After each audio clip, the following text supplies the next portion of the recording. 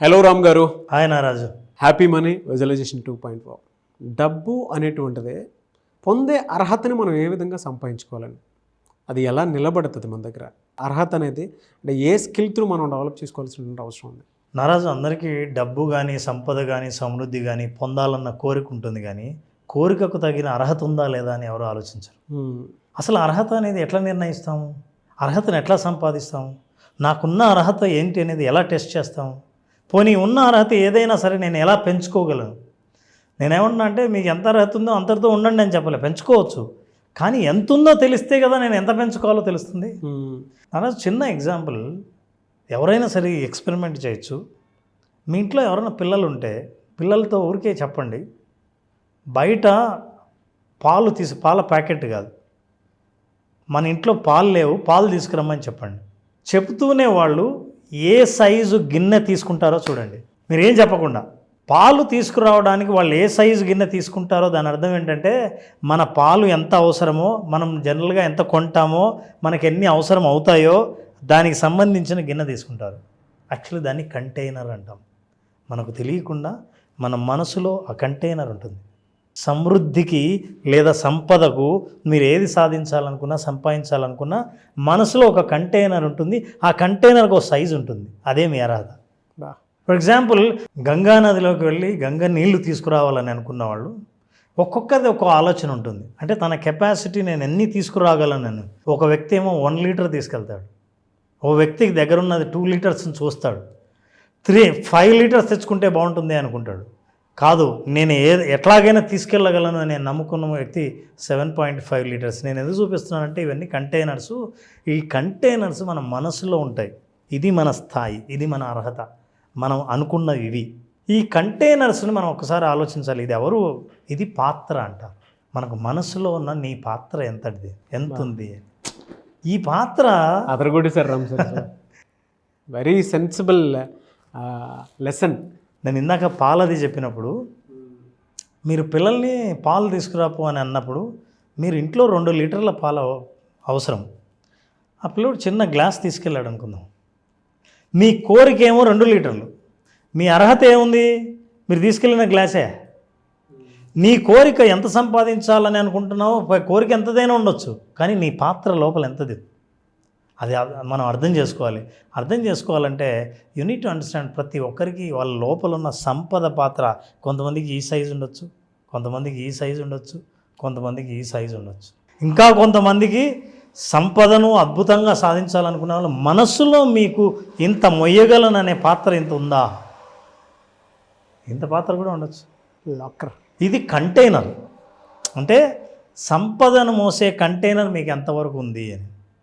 So look at this Naraju, this is most important. We need to understand, are you comfortable with the container that you have? ఇప్పుడు మనం ఆలోచించాల్సింది ఏంటంటే, నాకు సంపద కావాలి, నాకు ఇంత బ్యాలెన్స్ ఉండాలి, నేను ఇంత సంపాదించాలనుకుంటున్నాను, ఈ స్థాయి రీచ్ అవుదాం అనుకుంటున్నాను, నేను ఫైనాన్షియల్లీ ఇండిపెండెంట్. వీటి అర్థం తెలియకుండా మీరు మాటల ద్వారా చెప్తారు, కానీ మీకు ఎంత అర్హత ఉందో తెలియకుండా అనుకోవడం వల్ల ఏ ప్రయోజనం లేదు. వాళ్ళకి ఉపయోగపడేటట్టు మనం చేస్తున్నది ఏంటంటే, ఈ ప్రశ్న వేసుకోండి, ఏంటి ఇప్పుడున్న మీ కంటైనర్తో తృప్తిగా ఉన్నారా? ఈ పాత్ర విషయంలో నారాజు, ప్రాంతాన్ని బట్టి ఒక్కో రకంగా ఒక్కొక్కరు ఆలోచిస్తారు. ఫర్ ఎగ్జాంపుల్, మీరు అమెరికా ప్రజల్ని రీసెర్చ్ చేసింటే ఏం చెప్పారంటే, ఏమండి నా పాత్ర పెద్దది చేసుకోవాలంటే ఎలా అని అడిగారు. అంటే నా కంటైనర్ని, నేను ఎక్కువ సంపదను డబ్బును మోయటానికి నా పాత్రను పెద్దది ఎలా చేయాలి?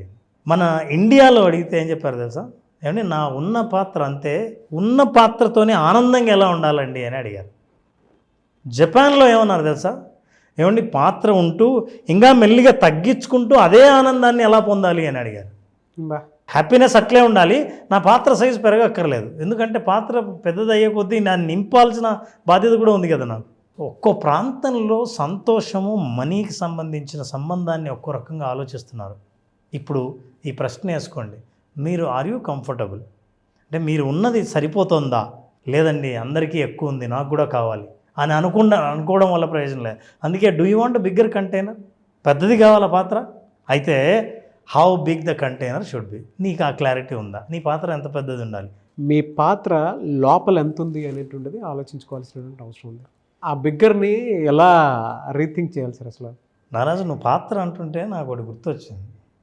అక్షయ పాత్ర అని అందరూ వినే ఉంటారు. అక్షయ పాత్రకు ఒక స్టోరీ ఉంది. అంటే అర్హత గురించి మనం మాట్లాడుతున్నాం కదా, అక్షయ పాత్ర గురించి ఖచ్చితంగా తెలుసుకోవాలి. సూర్య భగవానుడు ప్రార్థిస్తే ధర్మరాజుకు అక్షయ పాత్రను ప్రదానం చేశాడు. ఎప్పుడు? పాండవులు వనవాసంలో ఉన్నప్పుడు. వనవాసంలో 14 ఏళ్ళు పాండవులు ఉంటే ఈ పాండవుల్ని చూడ్డానికి చాలామంది ఋషులు, మునులు, అతిథులు వచ్చేవాళ్ళు. మరి వాళ్ళందరికీ ఎక్కడి నుంచి వండి పెట్టాలి? అడవిలో ఎక్కడ వండి పెట్టాలి? మా అర్హత ఏంది? మా పాత్ర ఎక్కడ? మా రాజ్యం ఎక్కడుంది? కానీ అతిథిని సత్కరించాలి, ఏం చేయాలో తెలియదు. ధర్మరాజు ప్రార్థిస్తే సూర్య భగవానుడు అక్షయ పాత్ర ఇచ్చాడు. అక్షయ పాత్ర ధర్మరాజు ఏం చేశాడు? ద్రౌపదికి ఇచ్చాడు. అయితే సూర్యుడు ఒక వరం ఇచ్చాడు. ఏంటంటే మీరు ఎంత వండినా సరే ఈ పాత్రలో వేస్తే ఈ పాత్ర నుంచి మీరు వడ్డిస్తుంటే వడ్డించినంత వరకు అయిపోదు, ఈ పాత్రలో ఉంటుంది. ఇది నువ్వు సాధించావు కదా అర్హత. లిమిటేషన్ చూడండి ఏం పెట్టాడో. ప్రతి వరానికి లిమిటేషన్ ఉంటుంది, ఇది అర్థం చేసుకోవాలి. మీరు ఏదో సంపాదించాలని అనుకుంటే సంపాదించగలమని అనుకుంటాం, కానీ లిమిటేషన్ ఎక్కడుందో అర్థం చేసుకోవాలి. సూర్యుడు ఏం చెప్పాడంటే నియమం, మీరు వడ్డిస్తుంటే ఎంతమందికైనా వడ్డించవచ్చు, ఎంతమంది అతిథులకైనా వడ్డించండి. అయితే ద్రౌపది భోంచేసిందా ఆ తర్వాత ఎవరికి ఉండదు, ఖాళీ. మీరు వడ్డించాలన్నా ఉండదు. ద్రౌపది ఎప్పుడు భోంచేస్తుంది? పాండవులందరూ భోంచేసిన తర్వాత ద్రౌపది భోంచేస్తుంది. అంటే ఏంటి? ముందు మీరు అందరు అతిథులు ఎంతమంది వస్తారో అంతమంది మీరు ఎదురు చూడాలి.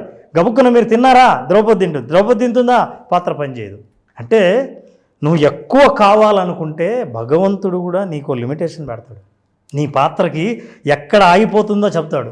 నువ్వు అర్థం లేకుండా నా పాత్ర పెద్దది కావాలని, నా అర్హత ఎంత ఉందో తెలియకుండా నువ్వు అడగకూడదు. వాళ్ళ అర్హతకి వరం వచ్చింది, ఈ వరానికి లిమిటేషన్ ఉంది. ఆ పరిధిని అర్థం చేసుకోవాలి. ఆ పరిధిని అర్థం చేసుకుంటే నా ఆనందానికి తగిన పాత్ర ఎంత ఉండాలి అని అర్థం చేసుకుంటే అప్పుడు మీ పాత్ర సైజు మీద మీకు క్లారిటీ వస్తుంది. లేకపోతే మీరు ఏమనుంటారో తెలుసా? అర్రే పాలకు నువ్వు చిన్న గ్లాస్ తీసుకొచ్చావు, 2 లీటర్లు అందాం అనుకున్నా, వీళ్ళందరూ 5 లీటర్లు తెచ్చుకున్నారు అంటే అరే మనం 10 లీటర్లు తెచ్చుకుందాం అని అనుకుంటావు. కానీ నీ అర్హత, నీ అవసరం, నీకు సంబంధించిందేనా ఈ 10 లీటర్లది అని నువ్వు ఆలోచించకపోతే ఆనందం దొరక్కపోగా నీ పాత్ర ఎప్పుడు నిండదు. సో సూర్య భగవానుడు దానికి ఒక పరిధి పెట్టాడు. అట్లాగే అంటే నీ పాత్ర నేను ఇస్తున్నాను, కానీ దీనికి కూడా లిమిటేషన్ ఉంది. నీ కెపాసిటీ ఏంటో తెలుసుకోండి. ఒకవేళ తెలుసుకోలేదనుకోండి, అది పనిచేయడం మానేస్తుంది. తెలుసుకునేటట్టు ఏం చేశాడంటే సాయంత్రం ఆవిడ భోంచేస్తే ఇంక ఇది పనిచేయదు. అక్షయ పాత్ర అని ఇంత గొప్పగా ఉన్న అక్షయ పాత్రకు కూడా పరిధి ఉందన్న విషయం చాలామందికి తెలియదు.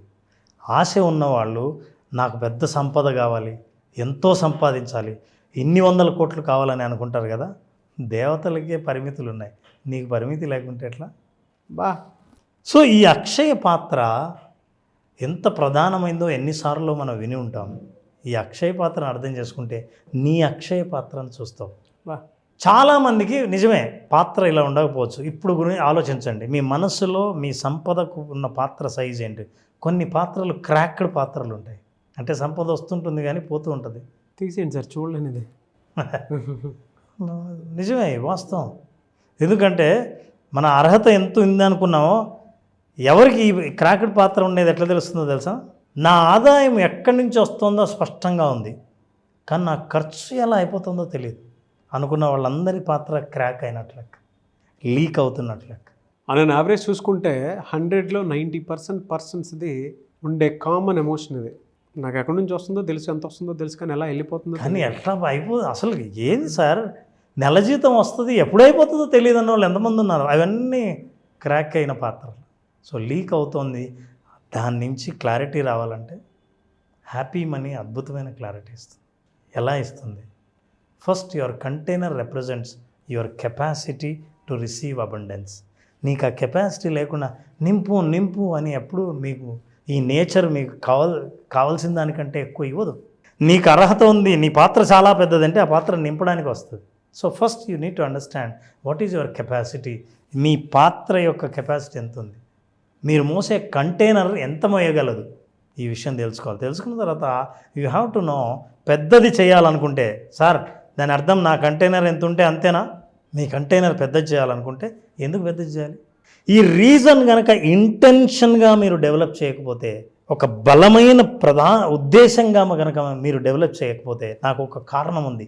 ఎంత బలమైన కారణం ఉందంటే ఇప్పుడు నేను చేస్తున్న సేవ సరిపోదు, కొన్ని 100 మందికి సేవ చేయాలి. చాలామంది పిల్లలు లాభపడాలి అనే అట్లాంటి గొప్ప ఉద్దేశం ఉన్నట్టుంటే మీ పాత్ర పెరగడం మొదలు పెడతారు. రీజన్ లేకుండా నాది పెరిగితే బాగుంటుంది, నాకు ఎక్కువ సంపాదిస్తే సంపద వస్తే చాలా బాగుంటుంది అని అనుకుంటే ఆ పాత్ర పెరగదు. సో ఇప్పుడు అందరూ ఆలోచించాల్సింది, నేను చెప్పాలనుకుంది ఏంటంటే హ్యాపీ మనీ ద్వారా అర్హత, పాత్ర సైజు పెంచాలనుకుంటే మనకు కావాల్సిన అర్హత ఏంటి? ఈ అర్హత ఏంటంటే మీకు ఏమైనా ఉద్దేశం ఉందా మీ పాత్రను పెంచడానికి? ఆ అవసరము, ఉద్దేశాన్ని, ఇంటెన్షన్ని మీరు సెట్ చేశారా? అలా ఉంటే now let us practice gratitude and visualization to increase your container size. మీ కంటైనర్ సైజ్ పెంచాలంటే గ్రాటిట్యూడ్ ద్వారా, మనం చెప్పే విజువలైజేషన్ టెక్నిక్ ద్వారా మన కంటైనర్ను పెంచవచ్చు. అది అర్థం చేసుకోవాలంటే 9వ తేదీ ఆగస్టున జరిగే అద్భుతమైన హ్యాపీ మనీ అనే 5 రోజుల ప్రోగ్రాం అటెండ్ అయినప్పుడు అసలు ఎవరి కంటైనర్ సైజు ఎంత ఉందో వాళ్ళకి స్పష్టంగా అర్థమవుతుంది. ఆ కంటైనర్ పెరుగుతున్న ఫీలింగు, ఆ ఎమోషన్ను అనుభవంలోకి తీసుకొస్తారు. అది అర్థం చేసుకోవాలంటే హ్యాపీ మనీ ఒకటే మార్గం. వెరీ నెక్స్ట్ డే నా బర్త్డే ఉంది sir, 10th August 10th. 9th 10th session నుంచి, అంటే 9th నుంచి నేను కూడా ఈ క్లాస్లో జాయిన్ అవుతాను. ఎందుకంటే నా పాత్ర కూడా పెంచుకోవాల్సినటువంటి అవసరం, బాధ్యత నాకుంది. వండర్ఫుల్. ఇందులో లైఫ్ స్కిల్స్ చాలా ఉన్నాయండి. అంటే నిజంగా మా అబ్బాయికి కూడా నేర్పించుకోవాల్సినటువంటి పెద్ద పాఠం ఒకటి నాకు, నేను ఇంటికి వెళ్ళినప్పుడు అది ప్రాక్టీస్ చేశాను. అసలు మా అబ్బాయిని కూడా ఒకసారి టెస్ట్ చేద్దాం అనిపించింది నాకు. మీరు ఇందాక అన్నారు కదా పాలు తీసుకొని రా అని చెప్పేసి ఒక అబ్బాయికి చెప్తే, మా మీద అతని పాత్ర ఎంతవరకు లోపల ఇమాజిన్ చేసుకుని ఉన్నారో అదొకటి తెలుసుకోవడానికి నాకు అవకాశం ఉంది. రెండు కరెక్ట్, నా అర్హతని ఎలా క్యాలిక్యులేట్ చేశాడు మావాడు అనేది తెలియకుండానే మనకి తెలుస్తుంది. మూడోది, ఇందులో నేను ఎంతవరకు ఇంకా వెళ్ళాల్సినటువంటి అవసరం, బాధ్యత ఉందనేటువంటి విషయం కూడా నాకు తెలుస్తుంది. నేను ఒక్కనే కాదు సార్, ప్రతి ఆడియన్ కనెక్ట్ అవ్వడానికి ఉండేటువంటి కామన్ ఎమోషన్ పిల్లలు మనల్ని డిసైడ్ చేసేస్తారు. అవును, వాళ్ళ ఆలోచన స్థాయితోటి. ఎందుకంటే మన అర్హతల దగ్గర నుంచి చూసేది వాళ్ళే. ఎస్ మనం ఎంతవరకు వెళ్తాము ఏంటి అనేటువంటి దాని మీద mesmerizing content, no doubt. So eagerly waiting for this. నేనైతే 5 days సెషన్లో నేను కూడా ఉంటానండి. Most welcome Nagaraju. Thank you sir, thank you sir. But పద్ధతిగానే వస్తాను, ఫీజు పే చేసి వస్తాను. దీంతో పాటు అటెండ్ అయ్యే వాళ్ళందరి పాత్ర సైజు పెరగడానికి కావాల్సిన అర్హత సంపాదించాలని కోరుకుంటాను. డెఫినెట్గా సార్. థ్యాంక్ యూ అన్న, thank you so much Ram గారు. Thank you Nagaraju.